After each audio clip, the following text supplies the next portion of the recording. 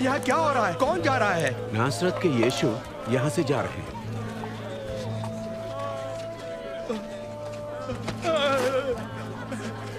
यीशु, प्रभु यीशु, हे दाऊद की संतान, मुझ पर दया करे।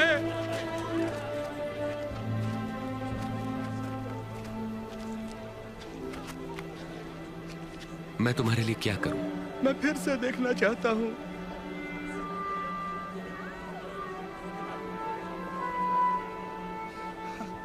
तो देखो, तुम्हारे विश्वास ने तुम्हें चंगा किया। मैं देख सकता हूं, मुझे दिखाई पड़ रहा है, मैं देख रहा हूं। यीशु,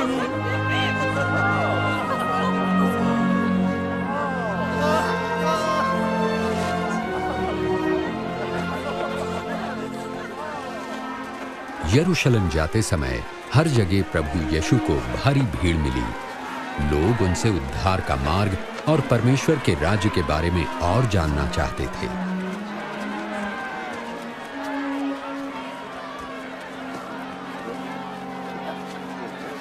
ये मनुष्य भविष्यवक्ता है।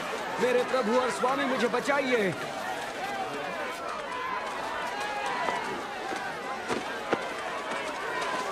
हे प्रभु, हमें बचाए, हमें बचाए। प्रभु की स्तुति हो। हमें सच्ची राह दिखाइए प्रभु। लोगों ने प्रभु यीशु को अपने प्रभु और स्वामी के रूप में स्वीकार करना प्रारंभ कर दिया। दर्शन को उत्सुक यरीहो नगर में जकई नाम का चुंगी लेने वाला यीशु को देखने की उत्सुकता में पेड़ पर चढ़ गया। जकई, जल्दी नीचे उतरो, क्योंकि आज मुझे तुम्हारे घर ठहरना है। मेरे घर? उसके घर कौन ठहरेगा? जकई यीशु को कैसे जानता है?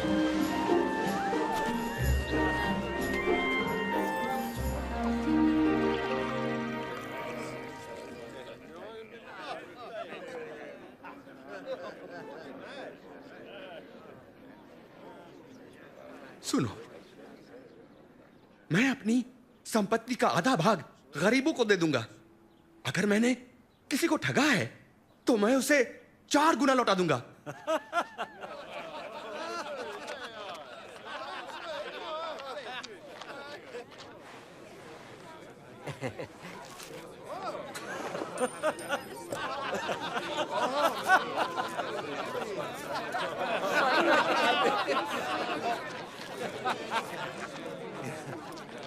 मैं नहीं मान सकता कि एक चुंगी लेने वाला पैसा वापस करे।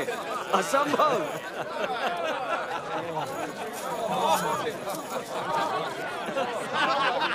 आज इस घर में मुक्ति आई है। ये मनुष्य भी इब्राहिम के वंश से ही है।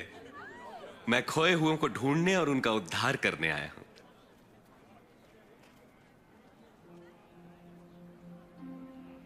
सुनो, हम यरूशलेम जा रहे हैं, जहां मेरे विषय में की गई भविष्यवक्ताओं की हर भविष्यवाणी पूरी होगी। मुझे अन्य जातियों के हाथ सौंपा जाएगा। वे मेरा उपहास करेंगे, मुझे अपमानित कर मुझ पर थूकेंगे, कोड़े लगाएंगे और मार डालेंगे।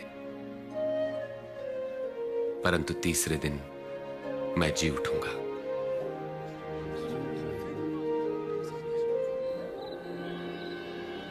और प्रभु यीशु दृढ़ निश्चय के साथ यरूशलेम की ओर चल दिए। हालांकि वे जानते थे कि उन्हें मानव जाति के पापों के लिए अपने प्राण देने होंगे, फिर भी वे यरूशलेम की ओर बढ़ते गए। बहुत से लोग उनके आगमन पर आनंदित हुए और उन्हें अपना राजा मान लिया।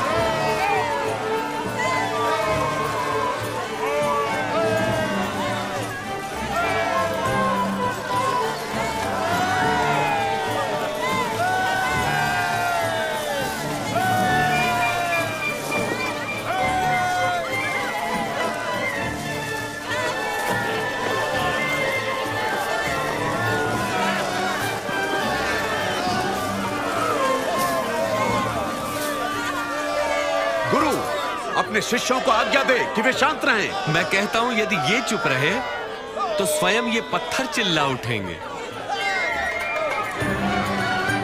सबको आशीष मिले।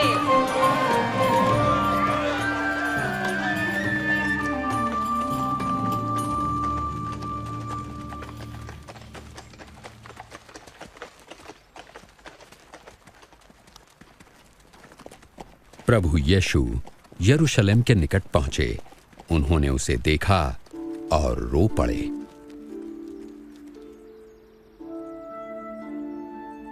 भला होता यदि तू आज अपनी शांति का मार्ग जान लेता, परंतु तू इसमें असफल रहा। वे दिन आएंगे जब तेरे शत्रु मोर्चा बांधकर तुझे घेर लेंगे और चारों ओर से तुझ पर प्रहार करेंगे। इन्हीं दीवारों के बीच तुझे तबाह कर देंगे, तुझे और तेरे लोगों को, और वो पूरी तरह तेरा सर्वनाश करके रहेंगे, क्योंकि तूने अपने अनुग्रह के समय को नहीं पहचाना।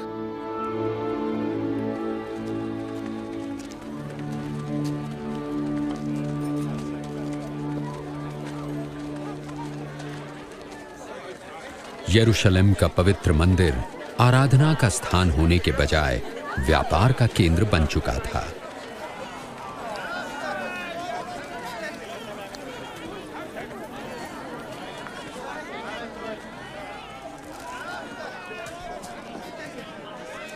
पाँच, 6, 7, 8, 9, 10, 11, 12, 13, 14, 15, 16, 17, 18, 19, 20, 21, 22, 23, 24, 25, 26, 27, 28।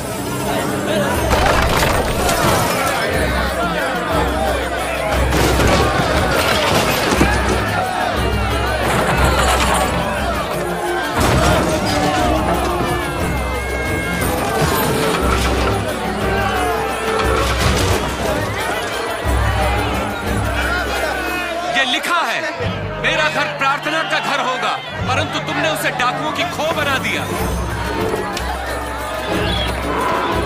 ये मेरे जानवरों को भगा रहा है, रोको उसे, रोको उसे।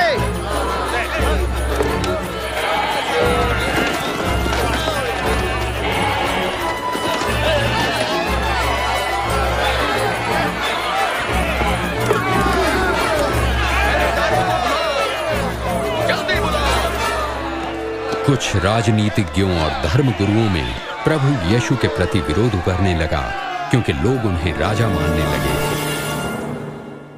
मैंने तो सुना है कि बहुत से लोगों ने उसे अपना राजा मान लिया है। राजा? भिखारियों, वेश्याओं और चोरों का? उसके सामान हमने बहुत देखे। वे आके अपने दावे करके चले जाते हैं, लोग भूल जाते हैं। अनजान मत बनो, उसके अनुयायी प्रतिदिन बढ़ रहे हैं। उसकी सराहना करते हैं लोग और सोचते हैं कि वो राजा है। मैं आपको चेतावनी देता हूं कि अगर इस आदमी ने और शांति भंग की तो आप ही जिम्मेदार होंगे।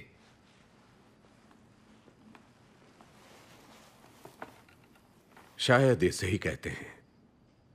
हमें गलीली का सामना करना होगा। और जैसे जैसे धर्मगुरुओं, शास्त्रियों के पाखंडी वर्ग के प्रति यीशु का तिरस्कार बढ़ने लगा, यहूदियों में उनके अनुयायी भी बढ़ने लगे। दूसरी तरफ उन लोगों का भी विरोध बढ़ा जिनकी उन्होंने आलोचना की थी। प्रभु यीशु ने मंदिर में एक निर्धन विधवा को 2 तांबे के सिक्के डालते देखा। ज्यादा नहीं दे सकती? मैं कहता हूं, इस निर्धन विधवा ने सबसे ज्यादा दान दिया है, क्योंकि दूसरों ने अपने बहुत से धन में से थोड़ा सा दिया है, परंतु इसने गरीब होते हुए भी अपनी सारी जीविका और पूंजी दे दी। हमें बताइए, आपको ऐसा कहने का क्या अधिकार है? किसने दिया आपको यह अधिकार? अब मैं तुमसे एक प्रश्न पूछता हूं, यूहन्ना को बपतिस्मा देने का अधिकार परमेश्वर से मिला था या मनुष्य से?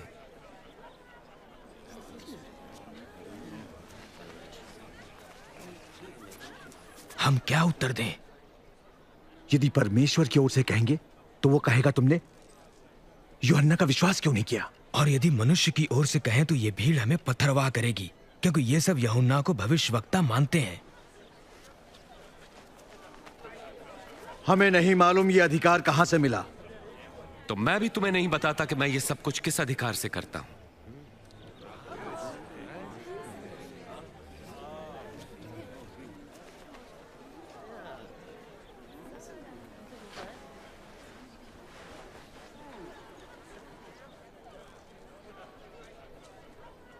एक बार एक मनुष्य ने अंगूर की बारी लगाई, उसे ठेके पे देकर लंबे समय के लिए कहीं चला गया। जब अंगूरों को इकट्ठा करने का समय आया तो उसने अपने एक दास को भेजा। कि फसल में उसका हिस्सा उसे मिल सके। परंतु ठेकेदारों ने उसे पीटकर खाली हाथ भगा दिया। तब उसने दूसरे दास को भेजा, पर ठेकेदारों ने उसे भी पीटा और अपमानित करके उसे भी खाली हाथ लौटा दिया। तब उसने तीसरे दास को भेजा, किंतु ठेकेदारों ने उसे मार पीट के बाग के बाहर धकेल दिया। तब अंगूर बारी के मालिक ने अपने मन में सोचा, अब मैं क्या करूं? अब मैं अपने प्रिय पुत्र को भेजूंगा, अवश्य ही वे उसका आदर करेंगे। परंतु ठेकेदारों ने उसे आते देखकर आपस में कहा, यह तो मालिक का पुत्र है, उसे मार डालें तो यह जायदाद हमारी हो जाएगी। हमें और बताएं। उन्होंने उसे बारी के बाहर निकाला और मार डाला। अब देखो मालिक उन ठेकेदारों के साथ क्या करेगा। वो आकर उनको मारेगा और अंगूर की बारी दूसरे को दे देगा। तो इस वचन का क्या अभिप्राय है? जिस पत्थर को राजमिस्त्रियों ने निकम्मा जान नकार दिया, वही पत्थर सबसे श्रेष्ठ सिद्ध हुआ। जो कोई इस पत्थर पर गिरेगा वो चकनाचूर हो जाएगा, और यदि यह पत्थर किसी पर भी गिरेगा तो उसे पीस कर रख देगा। गुरुजी, हम जानते हैं कि आप जो कहते हैं सिखाते हैं वो सही है। हम जानते हैं कि आप मनुष्य के पद पर ध्यान नहीं देते, मगर मनुष्य के लिए परमेश्वर की मर्जी का सत्य सिखाते हैं। बताएं, रोमी सम्राट को कर देना हमारे लिए क्या नियम के अनुसार है या नहीं है? प्रभु सावधान, वो आपको फंसाना चाहते हैं। मुझे एक चांदी का सिक्का दो।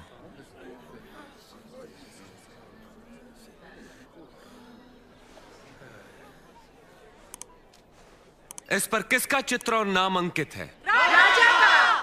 तब जो राजा का है वो सब राजा को दो, जो परमेश्वर का वो परमेश्वर को दो। तुम्हारा इस विषय में क्या उत्तर है?